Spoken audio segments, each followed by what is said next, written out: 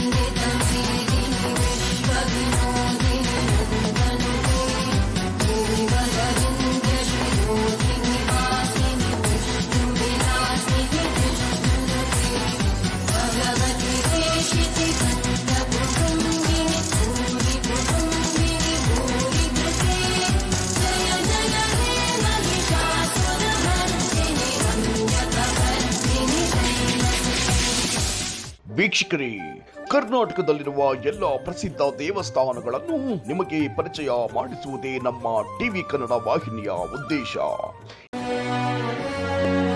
TV Kannada ಈಗ ನಾವು ನಿಮಗೆ ಪರಿಚಯ ಮಾಡಿಸಲು ಹೊರಟಿರುವ ದೇವಸ್ಥಾನ ಶ್ರೀ ಕಾಳ ಭದ್ರಕಾಳಿ ಶಕ್ತಿಪೀಠ ದೇವಸ್ಥಾನ. ಈ ದೇವಸ್ಥಾನ ಇರುವುದು ಬೆಂಗಳೂರು ಗ್ರಾಮಾಂತರ ಜಿಲ್ಲೆ ಹೊಸಕೋಟೆ ತಾಲೂಕು ಭಕ್ತರಳ್ಳಿ ಗ್ರಾಮದಲ್ಲಿದೆ. ಬೆಂಗಳೂರಿನಿಂದ ಸರಿಸುಮಾರು 35 ಕಿಲೋಮೀಟರ್ ಸಮೀಪದಲ್ಲಿದೆ.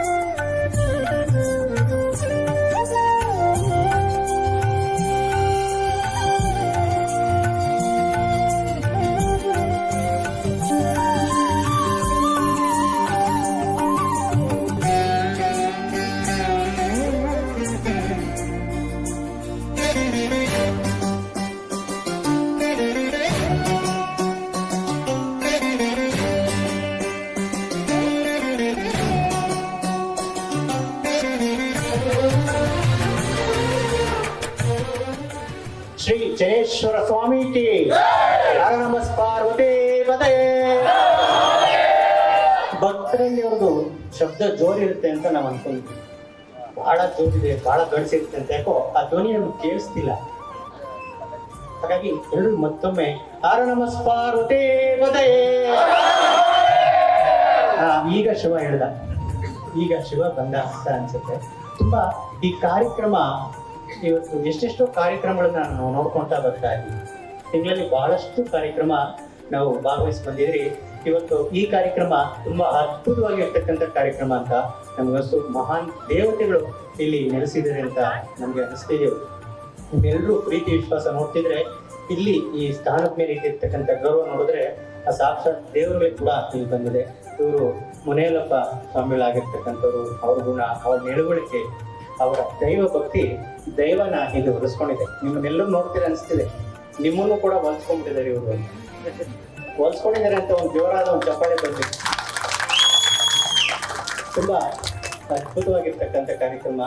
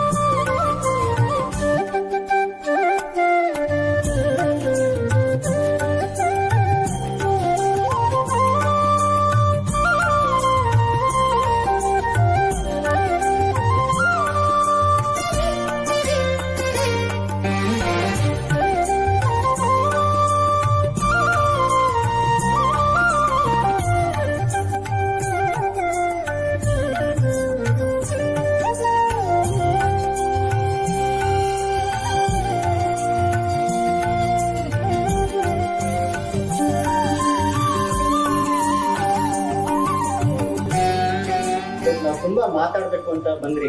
ಬೆಳಗ್ಗೆಯಿಂದ ತುಂಬಾ ಆಯಾಸ ಆಗಿರೋದ್ರಿಂದ ಮಾತಾಡಕ್ಕೆ ಆಗ್ತಿಲ್ಲ. ಆಮೇಲೆ ನಿಮ್ಮನ್ನೆಲ್ಲ ನೋಡಿ ಆ ಖುಷಿ ಕೂಡ ನಮಗ್ ಮಾತು ಬರ್ತಿಲ್ಲ. ಇವತ್ತು ಈ ಸ್ಥಳ ಈ ಮಟ್ಟಕ್ಕೆ ಬೆಳೆದಿದೆ ಅಂತ ಹೇಳಿದ್ರೆ ಆಶ್ಚರ್ಯ ಆಗ್ತಿದೆ. ತುಂಬಾನೇ ಆಶ್ಚರ್ಯ ಆಗ್ತದೆ. ಏನ್ ಈ ಸ್ಥಾನಕ್ಕೆ ಬೆಳೆದಿದೆಯಲ್ಲ, ಇಷ್ಟೊಂದು ಮುದ್ದುಮಣಿ ಕಾರ್ಯಕ್ರಮಗಳು ನಡೀತಿದೆಯಲ್ಲ ಅಂತ ಹೇಳಿದ್ರೆ ಅದು ಆಶ್ಚರ್ಯನೇ ಕೂಡ. ಆ ಆಶ್ಚರ್ಯ ಯಾರಿಂದ ಆಗ್ತಿದೆ ಅಂತ ಹೇಳಿದ್ರೆ ಮುನೇಲಪ್ಪ ಸ್ವಾಮಿಯಿಂದ. ಇವತ್ತು ನಾವು ಅನ್ಕೊಂತೀವಿ ದೇವಸ್ಥಾನನ ನಾವು ಯಾಕೆ ಬೆಳೆಸಬೇಕು ಗ್ರಾಮಗಳಲ್ಲಿ, ದೇವಸ್ಥಾನಗಳನ್ನ ಗ್ರಾಮದಲ್ಲಿ ಯಾಕೆ ಮಾಡ್ಬೇಕು? ಮನೆಯಲ್ಲೇ ಪೂಜೆ ಮಾಡ್ತಿರಲ್ಲ ನಾವು, ದೇವಸ್ಥಾನ ಯಾಕೆ ನಾವು ಮಾಡ್ಬೇಕು ಗ್ರಾಮದಲ್ಲಿ ಅಂತ ಹೇಳಿದ್ರೆ, ನೋಡಿ, ಮನೆಯಲ್ಲಿ ನಾವು ದೇವರನ್ನ ಪೂಜೆ ಮಾಡಿದ್ರೆ ಸ್ವಾರ್ಥಕ್ಕೋಸ್ಕರ ಮಾಡ್ತಕ್ಕಂಥದ್ದು, ನಮ್ಮ ಸ್ವಂತಕ್ಕೋಸ್ಕರ ಮಾಡ್ತೀವಿ. ಆದರೆ ಗ್ರಾಮದಲ್ಲಿ ಒಂದು ದೇವಸ್ಥಾನ ಮಾಡಿದ್ರೆ ಇಡೀ ಗ್ರಾಮಕ್ಕೆ ಒಳ್ಳೇದಾಗುತ್ತೆ, ಇಡೀ ಕ್ಷೇತ್ರಕ್ಕೆ ಒಳ್ಳೇದಾಗುತ್ತೆ, ನಂತರ ಇಡೀ ಪ್ರಪಂಚಕ್ಕೆ ಒಳ್ಳೇದಾಗುತ್ತೆ. ಅದಕ್ಕೋಸ್ಕರ ಗ್ರಾಮಗಳಲ್ಲಿ ದೇವಸ್ಥಾನ ಕಟ್ಟತಕ್ಕಂಥದ್ದು. ನಂತರ ಗ್ರಾಮಗಳಲ್ಲಿ ದೇವಸ್ಥಾನ ಕಟ್ಟೋದ್ರಿಂದ ಗ್ರಾಮದಲ್ಲಿ ಆಗ್ತಕ್ಕಂಥ ಒಂದು ದುಷ್ಟ ಶಕ್ತಿಗಳನ್ನ, ಗ್ರಾಮದಲ್ಲಿ ಆಗ್ತಕ್ಕಂಥ ದುಷ್ಟ ಶಕ್ತಿಗಳನ್ನ ತಡಿತಕ್ಕಂಥ ದೇವರುಗಳು ಗ್ರಾಮ ದೇವತೆಗಳು. ಅದಕ್ಕೋಸ್ಕರ ಗ್ರಾಮ ದೇವತೆಗಳು, ಗ್ರಾಮ ದೇವರುಗಳು ಅಂತ ಮಾಡ್ತಕ್ಕಂಥದ್ದು. ಆ ಗ್ರಾಮ ದೇವತೆಗೆ ನಾವು ಒಂದು ಸಲ ಪೂಜೆ ಮಾಡೋದು ಒಂದೇ, ಮನೆಯಲ್ಲಿ 1000 ಸರಿ ಪೂಜೆ ಮಾಡೋದು ಒಂದೇ.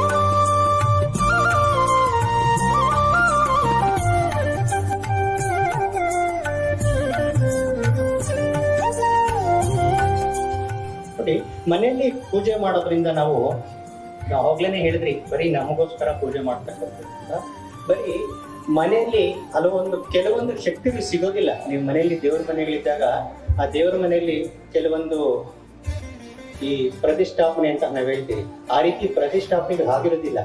ಆ ಶಕ್ತಿ ಅಂತಕ್ಕಂಥದ್ದು ಸಂಪೂರ್ಣವಾಗಿ ನಮ್ಗೆ ಹೊಲಿಬೇಕು ಅಂತ ಹೇಳಿದ್ರೆ ದೇವಸ್ಥಾನಗಳಲ್ಲಿ ಪೂಜೆ ಮಾಡಿದ್ರೆ ಮಾತ್ರ. ಅದಕ್ಕೋಸ್ಕರ ತಾವುಗಳೆಲ್ಲರೂ ಕೂಡ ದೇವಸ್ಥಾನ ಕಾರ್ಯಕ್ರಮಗಳಲ್ಲಿ ಭಾಗವಹಿಸ್ತಿರೋದು, ದೇವಸ್ಥಾನ ಪೂಜೆ ಕಾರ್ಯಕ್ರಮದಲ್ಲಿ ಕೈ ಜೋಡಿಸೋದು ಬಹಳ ಮುಖ್ಯ ಅಂತ ನಾವು ಇವತ್ತು ಹೇಳ್ತೀವಿ. ಹಾಗಾಗಿ ಇನ್ನು ಏನೆಲ್ಲ ಹೇಳ್ಬೇಕು ಅಂತ ಅನಿಸ್ತಿದೆ, ನಿಮ್ಮನ್ನೆಲ್ಲ ನೋಡಿ ಏನ್ ಹೇಳ್ಬೇಕು ಅಂತಾನು ಕೂಡ ಅನಿಸ್ತಿಲ್ಲ. ಆ ನಗುಮುಖ, ಎಲ್ರಿಗೂ ಕೂಡ ಆ ನಗುಮುಖ ಕಾಣಿಸ್ತಿದೆ. ಮತ್ತೊಮ್ಮೆ ಈ ಕಾಳಭದ್ರ ಕಾಳಿ ದೇವಸ್ಥಾನಕ್ಕೆ ಜೋರಾದ ಒಂದು ಜೈಕಾರನ ಕೂಗಿ ನಮ್ಮನ್ನು ಖುಷಿಪಡಿಸಿ, ದೇವಸ್ಥಾನ ಇಲ್ಲಿ ಮುಖ್ಯಸ್ಥರಾಗಿರ್ತಕ್ಕಂಥ ಅವರನ್ನು ಖುಷಿಪಡಿಸಿ ಜೋರಾಗಿ ಒಂದು ಶ್ರೀ ಕಾಳಭದ್ರ ಕಾಳಿಗೆ, ಶನೇಶ್ವರ ಸ್ವಾಮಿಗೆ ನಮಸ್ಪಾರ್ವತೇ ಪದಯೇ,